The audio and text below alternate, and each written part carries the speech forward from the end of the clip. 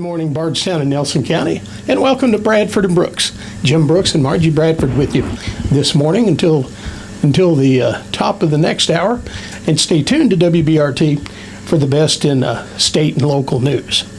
All right, Margie, the frost is on the pumpkin, or it was earlier this week. It is indeed. It is indeed, and the deer have taken up permanent residence in my backyard. Yes, they even brought the extended family. Ah. Right, grandchildren, children, parents. Well, they know where to come for food. They evidently do. They've staked a claim to my backyard. Well, I know that fall has arrived when our dog decides he needs to sleep at the foot of our bed, on the bed. Because he started this week. I mean, he hadn't done it yet. But what I want to know is, does he snore? Not as loudly as my wife. You're in trouble now, Jim. Well, You're going to be fireworks when you get home. No, actually, she recently was diagnosed with sleep apnea, and so she wears a CPAP like I do. So neither one of us snore now. Oh, when you wear the mask, you don't snore. Though you have the the hum of we have dual machines now. But anyway, we both sleep much better. Well, good. And wonderful. I know because I sleep better too. She did well. She sawed some logs anyway, but. We're both. None of us knows what goes on when we're asleep, Jim. No. That's it. I always threatened to record her, but I valued my life. Sometimes it's best not to rock certain boats. I'd say it's a wise man that knows that. Well, we've been married 38 years, so probably that's the reason you've been married 38 years. When you learn to keep your mouth shut. Right. I wanted to make it to 39. Right. All right. Well, Margie, I'm going to let you introduce our very special studio guest, who we're very pleased to have in our studio Well, today.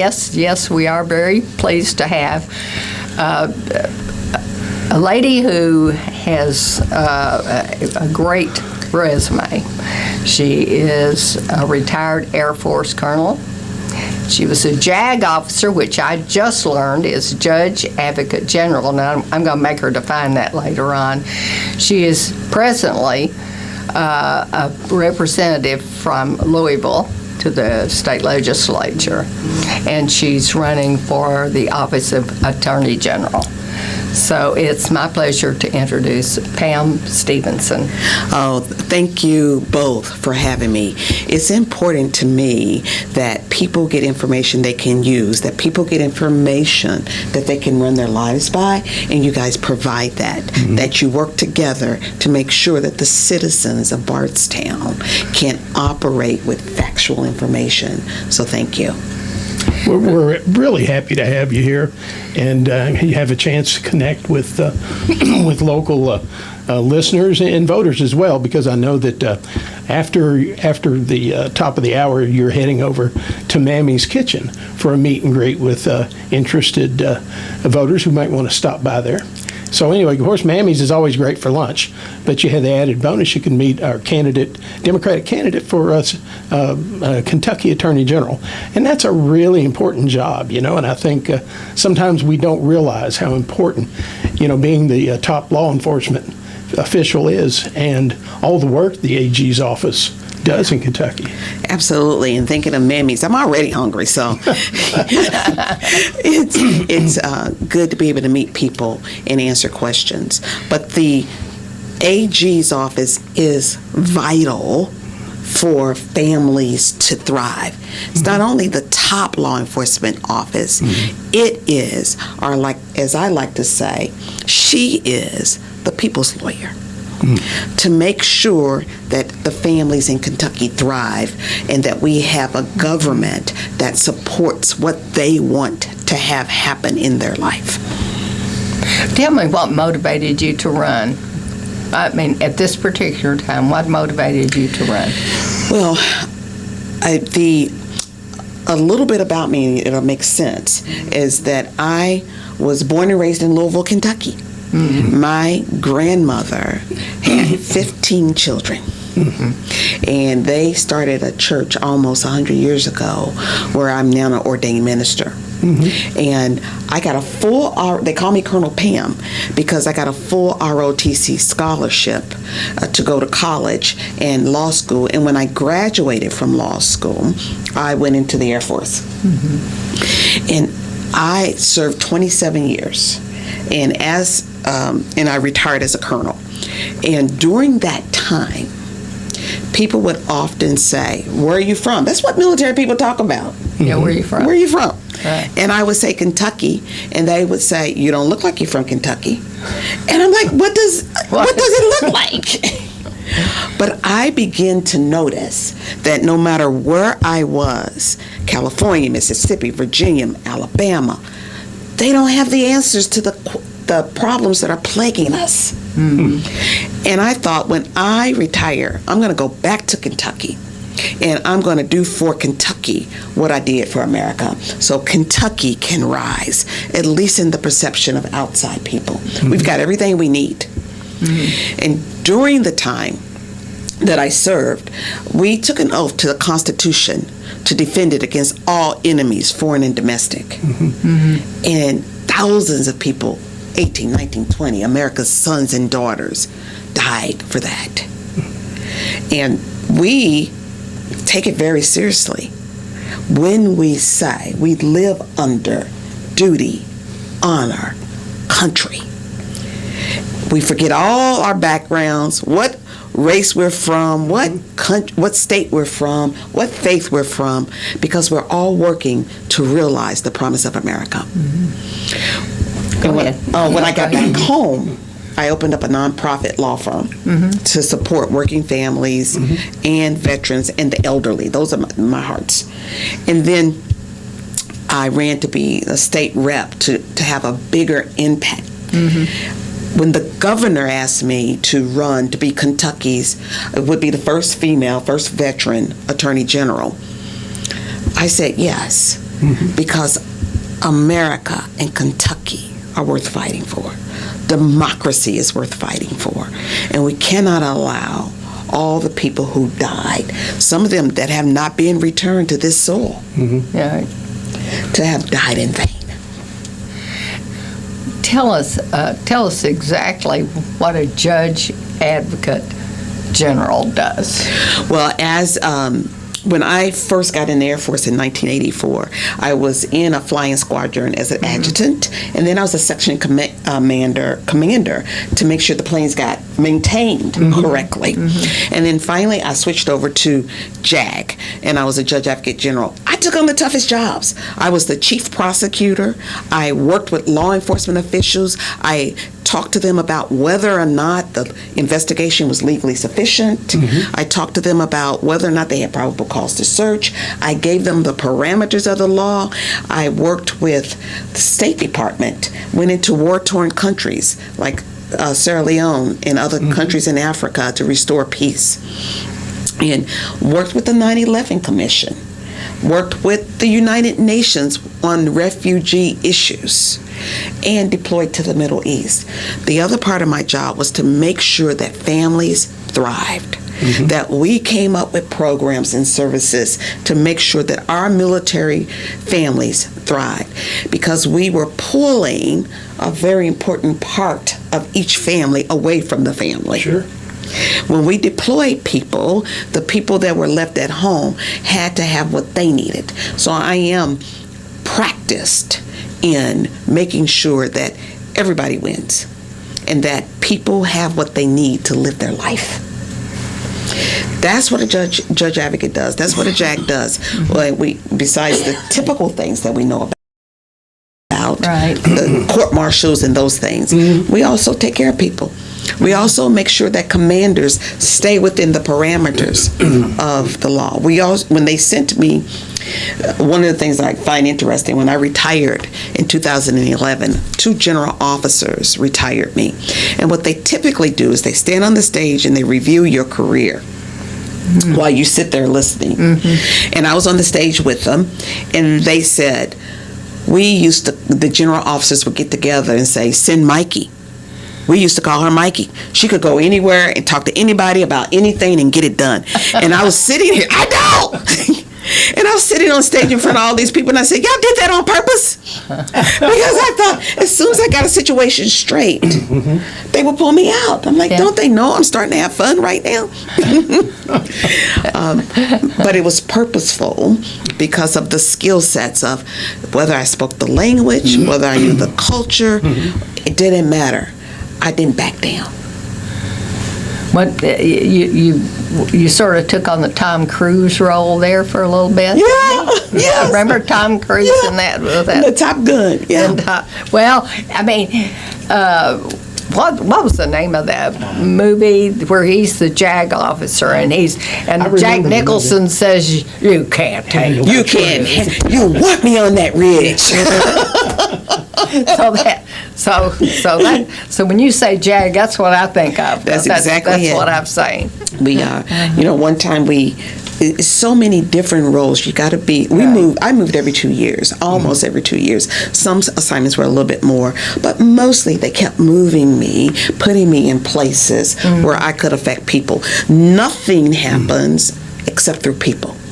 And so I'm very good with people, and they would send me to the heart zones, like they sent me to Croatia to work with the United Nations.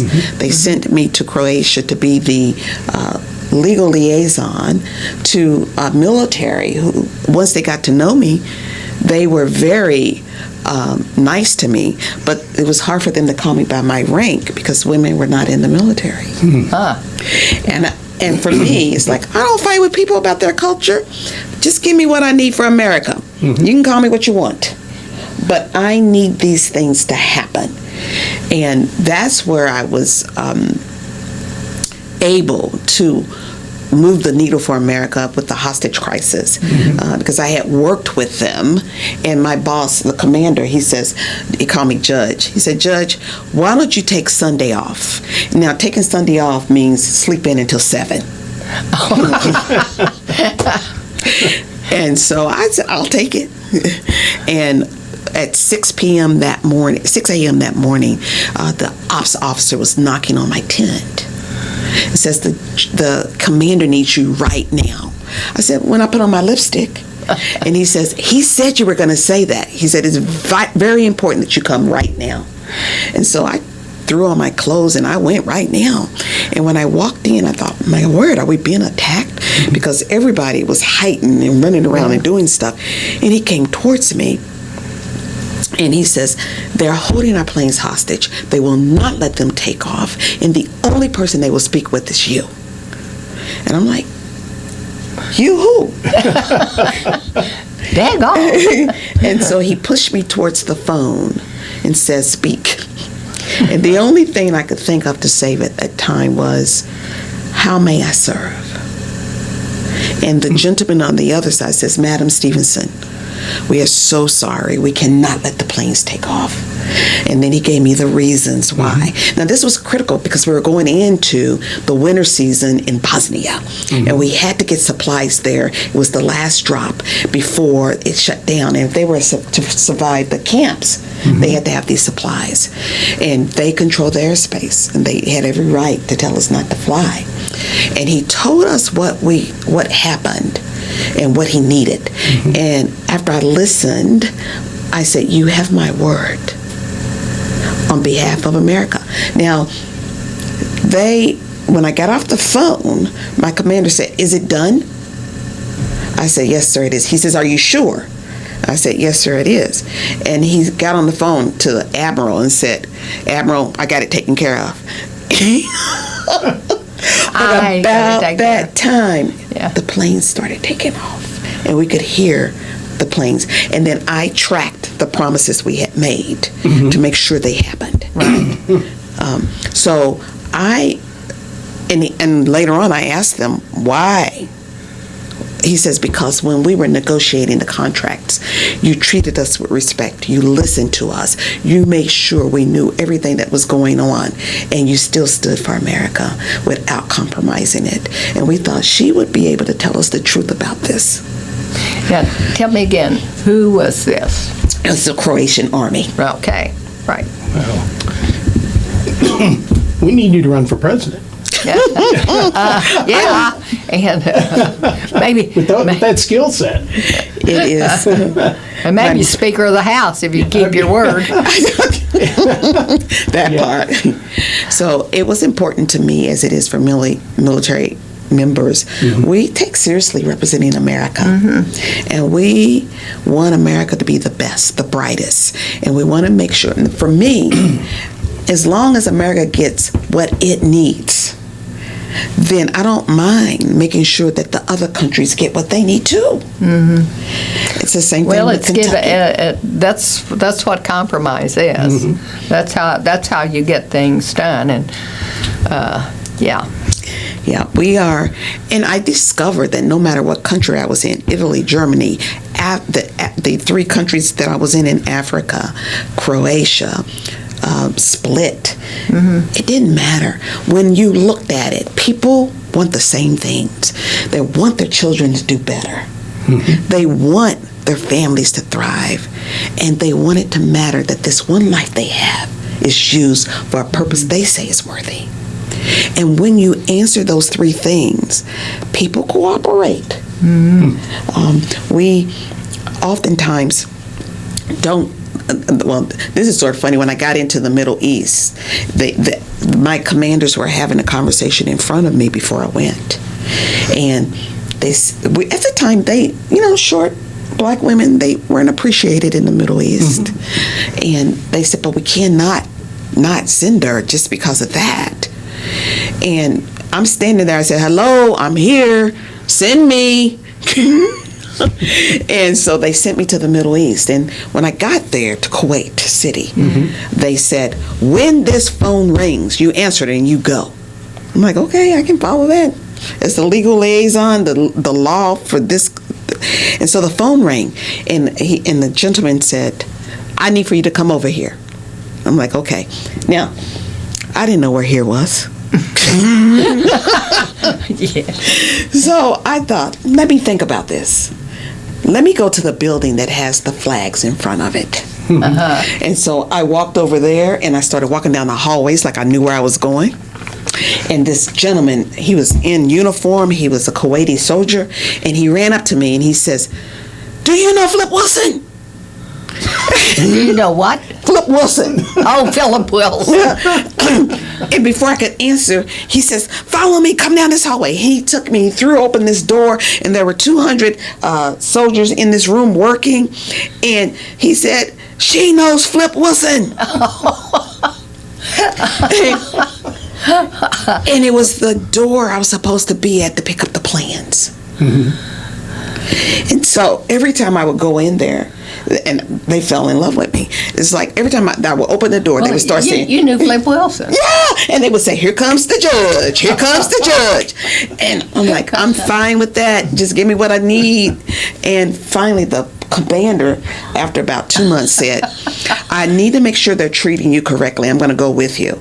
And I'm like, sir, you don't need to. And he's like, I know you're getting the results, but I just want them to know I got your back. I'm like, please don't. So he insisted, and I tried to go in front of him. And when they opened the door, I'm like, don't do that. Don't do that. Here comes the judge piece. But they're like, no, there's our judge. Here comes the judge. And he looked at me. He says, I should have known you had this handled. Okay, I'm going to go back to my office.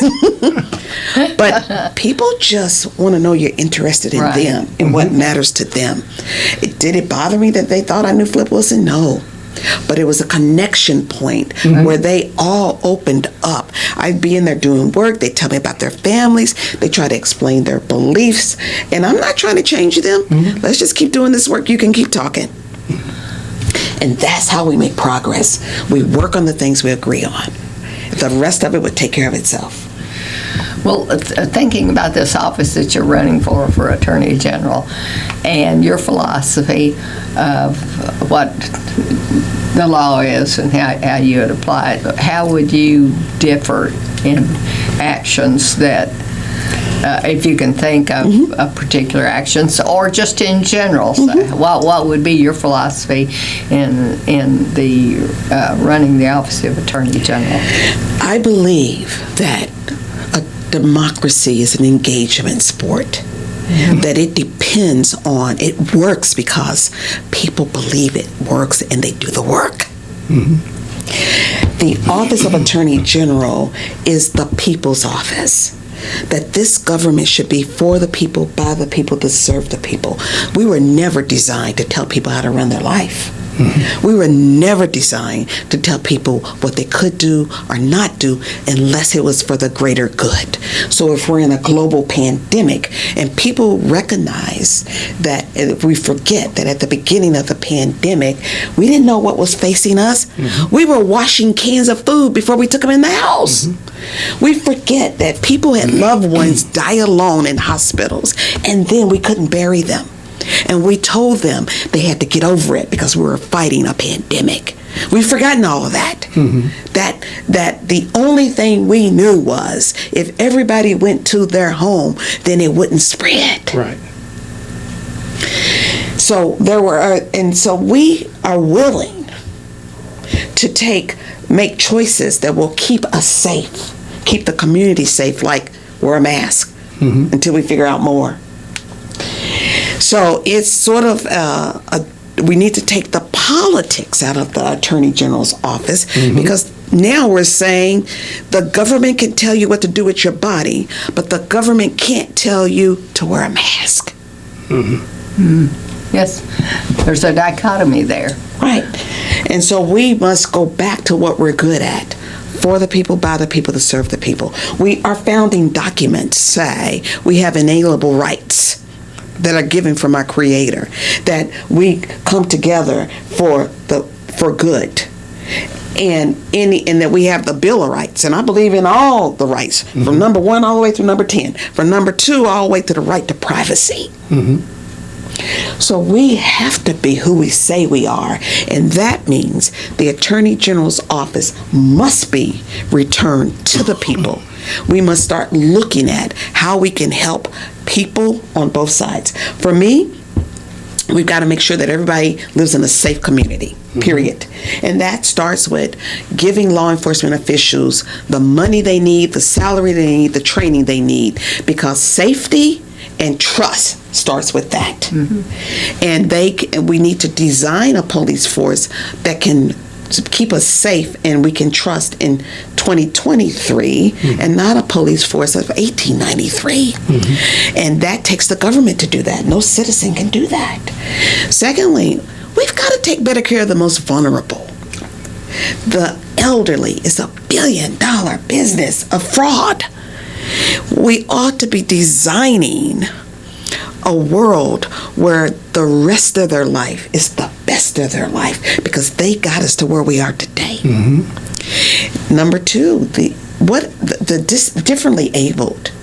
You either believe that, I have a lot of pastor colleagues in the legislature. You either believe that God is perfect or he's not. And so when you have people that are in wheelchairs, what if this world was designed by people in wheelchairs? Something as simple as the walk across the street button would be at hip level and not shoulder level. We don't think those things. We just tell them to get in where you fit in. It took the American with Disabilities Act to get sidewalks so wheelchairs could not have to be in the street. Children in foster care systems, we know they're being abused. There's some good foster families out there, and there are a lot of children that are being abused. Children count on the goodness of adults. There's nothing a child can do. You can't teach a child anything to get it away from a bad adult. I shudder when I think about a social worker at a door with a 6-year-old with a bag of goods. And that 6-year-old is in his 2nd or 3rd home, and they don't know what's going to happen when that door opens. Right. And they certainly don't know what's going to happen when the social worker leaves. So we've got to do better. The people that have illnesses, like people that are good, that will need 24-hour care the rest of their lives. If I were a parent of one of those children, I'd be horrified. Who's going to take care of my child when I'm gone? Yeah. We don't have institutions. We don't have enough government resources. These people don't have the bully pulpit to affect change so they can live the life that they have. The Attorney General's office is going to work on that side. Also, instead of the side that we're so comfortable with is the justice system, the victims' rights. And then thirdly, we've got to deal with companies, corporations that pour drugs in our state. And instead of criminalizing the people who are addicted to drugs, we need to provide mental health resources and treatment.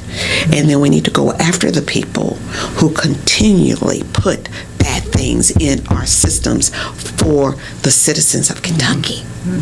So that's just the start of how much good this office can do if you make sure it's not political and it's the people's office. I am the people's attorney. I've been a people's attorney my entire life. And now Kentucky can rise if our families thrive. And our families can thrive if we give them what they need to run their lives. Great. All right. Thank you. We need to take a commercial break. We'll pause now for these messages. Stay tuned. We're having a great conversation with Pam Stevenson, the Democratic nominee for Kentucky Attorney General, a very important office. And just to let you know, she'll be having a meet and greet on the porch of Mammy's Kitchen, just around the corner from the radio station at noon. And so it's a great chance to meet Pam and shake her hand. And if you have any questions about how she'll run the office, she'll be happy to talk with you.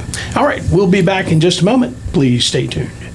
All right, you're back with Bradford and Brooks. Jim Brooks and Margie Bradford here.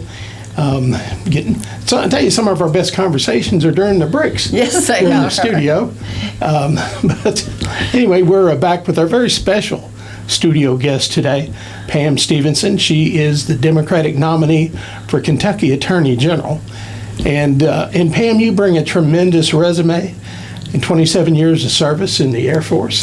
Thank you again for your service to our country.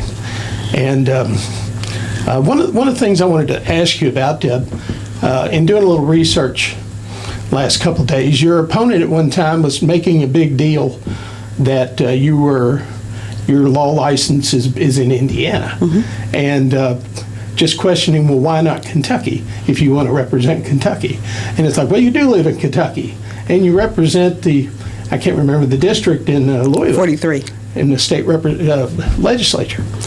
So is that what's the big deal? Or is that even a big deal about what state you're licensed in? Thank you so much. It's a great question. I can practice in Kentucky courts right now today.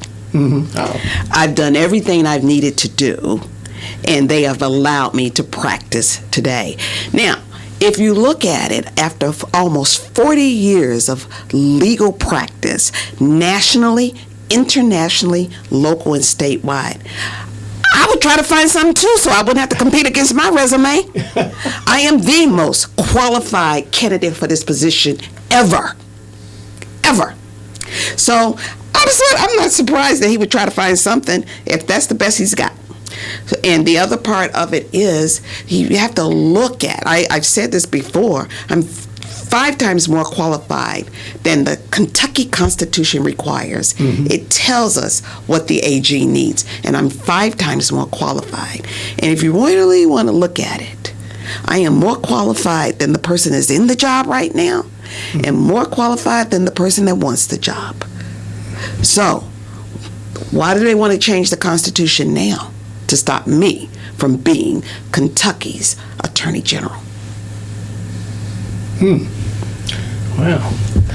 Explain to us what you mean by 5 times more qualified. I've got 40 years in the Constitution. The Constitution outlines all the requirements for every constitutional office, and it says 8 years of service. I have 40. I've practiced law. I've done everything that this job's done. In fact, I've done this job for the Air Force, very similar to this job, where I was the law, and I could direct and talk to agencies on base, make sure they're interpreting the law correctly, make sure the families were taken care of. So this is like breathing for me. to say it sounds very similar to the job as Attorney General. Yeah. Which is, And the big thing is, for me, why this is so important, not only because so many people in Kentucky, so many people have died for the promise of America, is that we have got to take politics out of this office. We've got to make sure that we never hear another commercial that I sued the governor 27 times. Because that means that the people are not being taken care of. It has limited resources, that office does. Right. And if the Attorney General is using it to sue the governor for personal political gain, then that means that Kentuckians are not being taken care of. right. And our job is to be the people's lawyer and the top law enforcement official. And I've done it for America, and I will do it for Kentucky. I understand that there are a great many experienced lawyers who've left the Attorney General's office because of the lack of focus, or rather the misuse of focus. I saw those two articles in the newspaper too, that a lot of people have left the office, and also that the office is being sued for sexual harassment. So what we have to do is make sure that that office is functioning around integrity and principles, because otherwise you can't do the work for the people if you have internal strife. That's true. So the number one thing we have to do is shore up the office so we can be a resource across Kentucky, so that we can connect every county judge, every county attorney, all communities, and make sure that we're marching Kentucky in the same direction and not having internal squabbles. But you're attorney for the people. That's right. And that's my whole life. My mama used to tell, my mom and dad all the time used to tell us, no matter what you've got to share it. And you've got to make your community better than when you found it. So our home was always full of people that didn't have, maybe they didn't have a father, they didn't have a mother, maybe they were hungry. My parents always supported the community and made sure that children in the community had a place to come if they were scared. And to the point of my dad, we have a backyard. He built a basketball court in our backyard with a little food and water stand so the kids would have a place to play. And they always taught us, all four of us, I have four brothers and sisters, and brothers and sisters. I'm the fourth, I'm the oldest. And they always said, your job is to make life better for other people. And that's what the four of us do. So this is an opportunity for me to make life better for all Kentuckians. I've done it for America. I've done it in tents where I didn't speak the language. I've done it in war zones, in harsh environments. I can do it for Kentucky. Wow, That's a powerful statement. yes, it is. Yes, it is. Well, we voters will go to the polls in November to make that choice. Yeah, and I like to leave them with this. In the military, we always have the privilege and the honor of living by duty, honor, country. They drill it in us because that's how you live for something bigger than self. That's how you live for the promise of America. That's how we're able to be one of the greatest countries ever, because of duty, honor, country. I'm inviting every Kentuckian to stand with me and live by duty, honor, Kentucky. Kentucky is worth fighting for, and Kentucky families deserve the best. Great. Speaking of families, you tell us just a little bit about yours. Oh, I got two babies. I got two, well, they're not babies anymore. They're in their 30s, but they're my babies. I've been married for 41 years, and he probably will get another 41 years because he bought me coffee this morning. And the other thing is, I'm a quilter. I love quilting. You know, I always say that every time I go across Kentucky, and we've been to many, many, many counties, we find the quilt stores so that we can pop in and see if there's any fabric that I absolutely need. Well, I need to introduce you to my friend Dixie Hibbs. So she's been a quilter. She collects quilts. She sells them. She mends them. So she has a lot of fabric. So maybe we can sneak in a visit to Dixie. I would love that. And then I'm very proud of the focus that my parents put on family. My grandmother, who dropped out of the 6th grade, got married at the age of 14 and had 15 babies. Oh, boy. When she decided when I was born that I would go to college. So back in the 50s, when she had no rights, no jobs, no nothing, she saved 10 cents a month to get an insurance policy on my life. And the insurance company, you know how they used to go door to door with that big accordion file, and they would write her name in the book, and I didn't understand what was going on. I would watch. And my grandmother died unexpectedly, but she loved me dearly. She thought I could conquer the world. She thought I could live in a different world that she's living in. And I didn't even know about this policy until I turned 18, and the insurance company gave it to me. And my grandfather told me, your grandmother worked hard so that you could go to college. And I am only sad that she didn't get to see all that she caused. And I always ask people, her name was Lucy Mae French, and I always say, whose Lucy are you?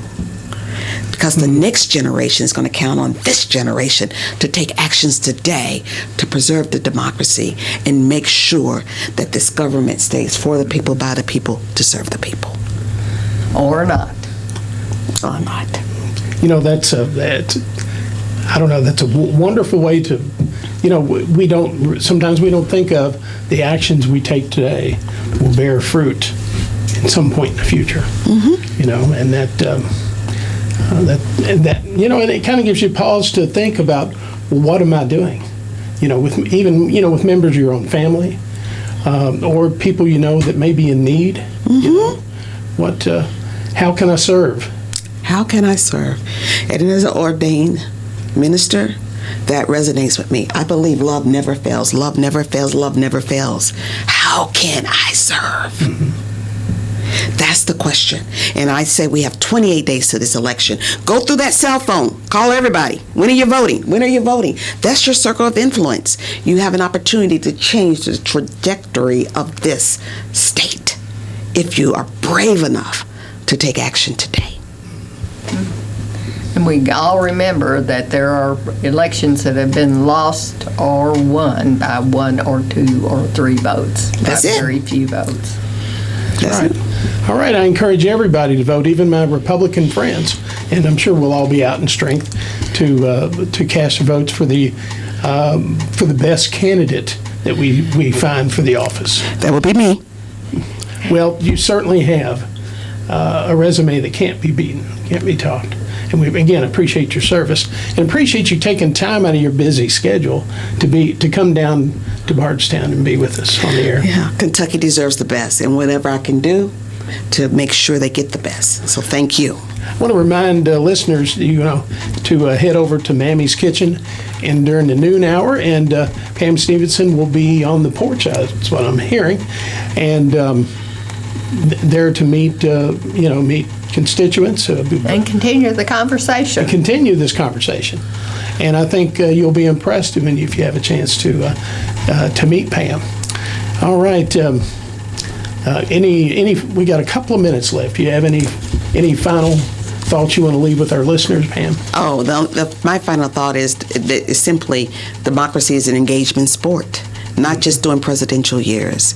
Stand for what you believe in and come out with your friends and families so Kentucky can show the other 49 states how to take care of the problems that plague this nation.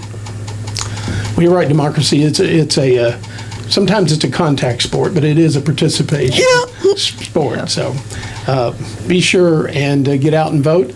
And if you have questions about if you need to vote early or November, or if you need a mail-in ballot, contact the Nelson County Clerk's Office at 348-1820, option 7. They'll be happy to help you. They're so good over there.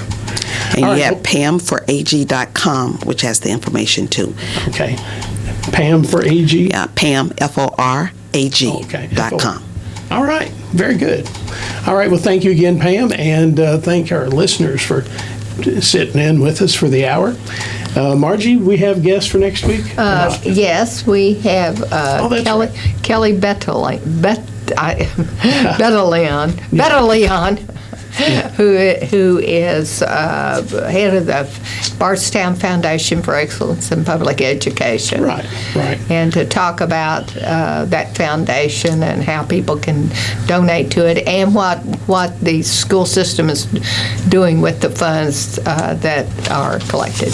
Right. And that's such a wonderful organization because they provide funding to do things outside state funding that wouldn't get paid Oh, for. absolutely. I mean, we have a strings orchestra. That began our 4-year-old program, our 3-year-old program, all began with foundation funds, Right. and then later, develop funds their own.